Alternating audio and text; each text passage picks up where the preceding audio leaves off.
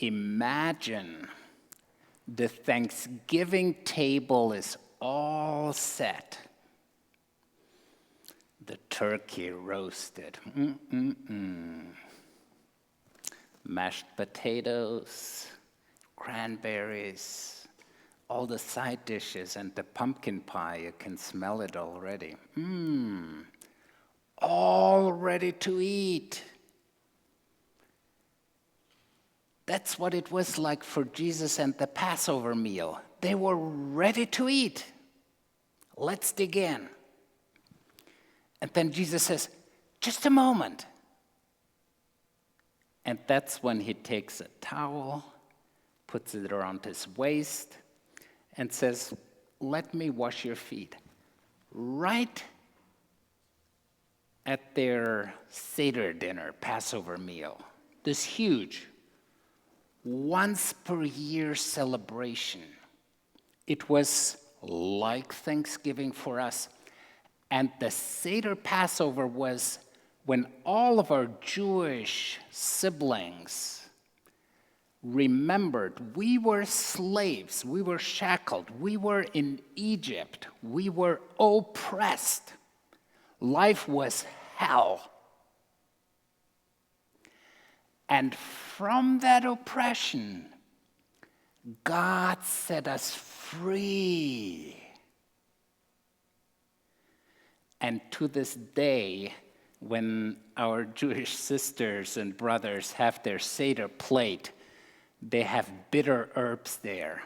And the children dip them either in salt or whatever, and then you chew on it, and then you do, ooh. And that's how slavery was and oppression. It's to give you just a little bit of a taste, like it was awful. And out of that hellhole, Egypt, God pulled us out, delivered us, was with us through the Red Sea, through the wilderness, and finally brought us to the promised land of milk and honey. Just compared to Egypt and compared to the wilderness, that was heaven, the promised land. That was heaven, having enough to eat. And milk and honey stands for everything, just like our cup runneth over. Blessings overflow. So Jesus becomes like a slave, kneels down, gets his hands dirty to wash their feet.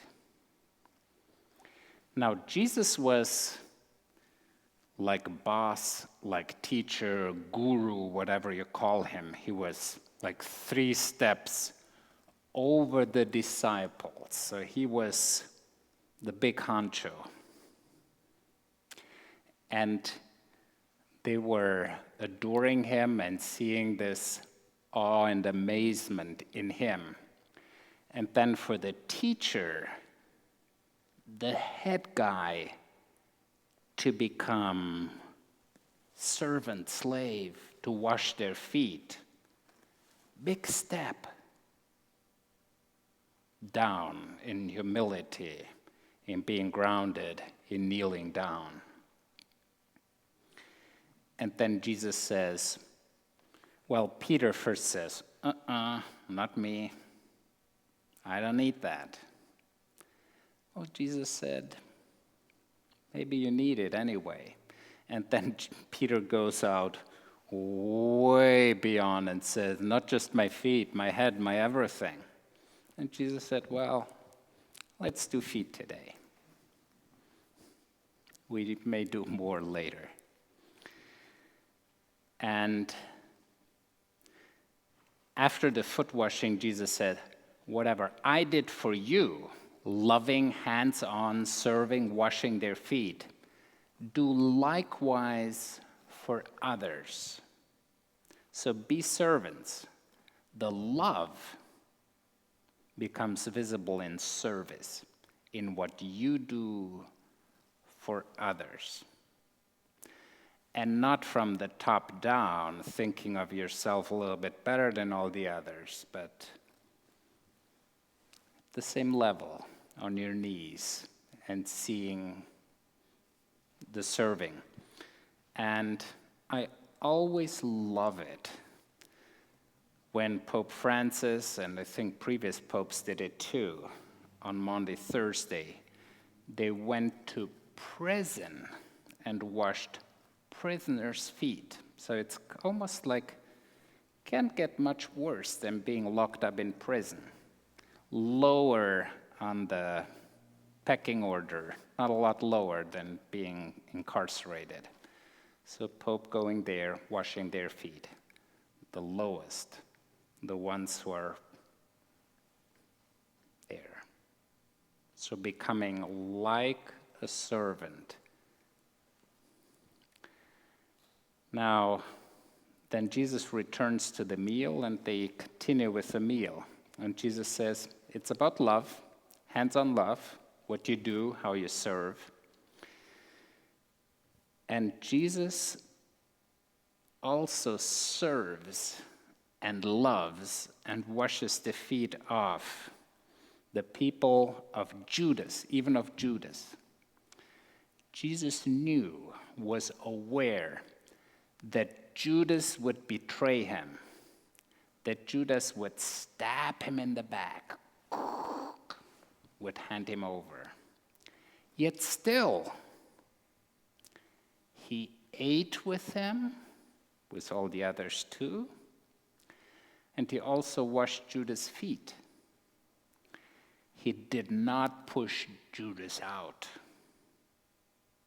He didn't draw the line and say, there's some in and some out. He said, even those with mixed intentions, mixed motives, they're all welcome at the table. And don't we sometimes have mixed motives? And there's not all white and not all black in us, but the white and black and lots of gray goes in us. So all of our parts are welcome there. And even with Peter, the strong one, the rock and all, would deny Jesus. So it's almost like, I don't know the guy. I have no idea. I've never heard of him. Who is that?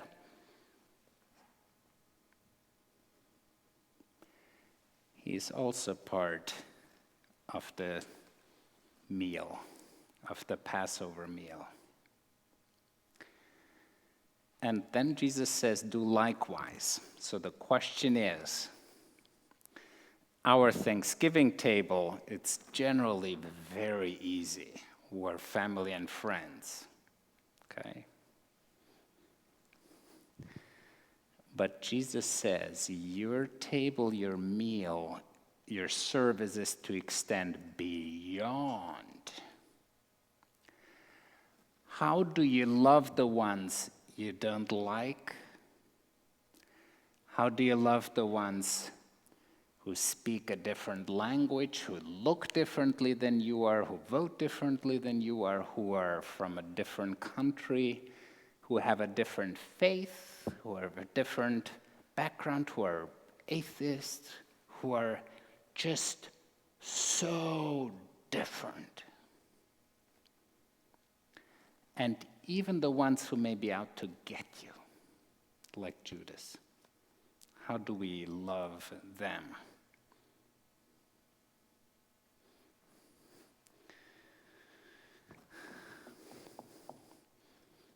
It's grace that makes it possible. Recognizing that when it comes to the table of grace, when it comes to Jesus, I'm in need of that very love too.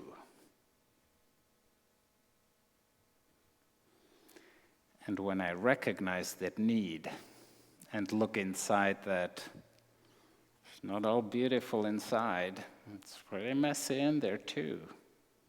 When I recognize that in myself, it's easier to love someone with all different kinds of shades too, isn't it?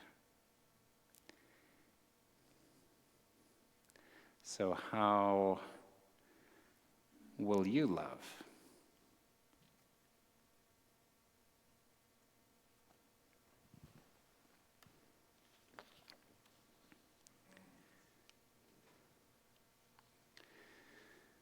We go soon into our communion, but this rock, and I know, sometimes I feel like, yes. So it is really meant like that. Like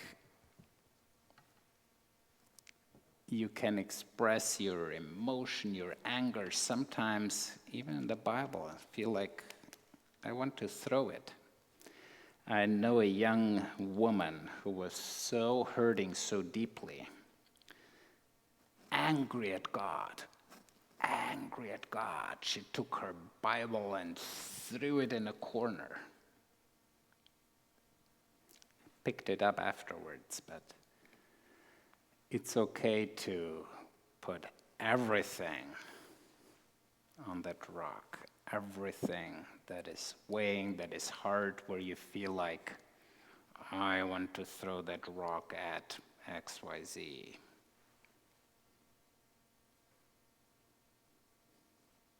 And then let it go as we get to that place. At this table of grace, it's beautiful to know we can come as we are, no matter what. And it's the table, it's not ours, it's not mine, it's not our invitation, but it's Jesus' wide open arms who says, come ye all who are weary and heavy laden, I will give you rest. Come like the children. Come if you're in need of grace. And we need that feeding of our souls. So feed us, Lord, quench our thirst.